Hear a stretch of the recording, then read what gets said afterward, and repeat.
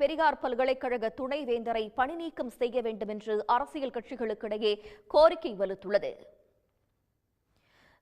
மகர ஜோதிக்கு இன்னும் ஒரு வாரமே இருப்பதால் சபரிமலையில் பக்தர்கள் கூட்டம் அலைமோதுகிறது. தினசரி சுமார் 1 லட்சம் பக்தர்கள் குவிந்து வருவதால் தரிசனத்திற்காக பக்தர்கள் 15 மணி நேரம் வரை காத்திருக்கும் நிலை இருக்கிறது. இது தொடர்பாக சபரிமலையில் இருந்து சன் செய்தியாளர் சந்தோஷ் தரும் நேரடி தகவல்கள். தமிழ்நாடு அரசின் ஐஐடிக்களை ஸ்டேட் ஆஃப் தி ஆர்ட் மையங்களாக மாற்றும் விதமாக மாணவர்களுக்கு நவீன திறன் பயிற்சி அளிக்கப்பட உள்ளது. இதற்காக ரோபோ வெல்டிங் மிஷின் என்ற தானியங்கி இயந்திரம் உலக முதலீட்டாளர்கள் மாநாட்டில் காட்சிப்படுத்தப்பட்டுள்ளது.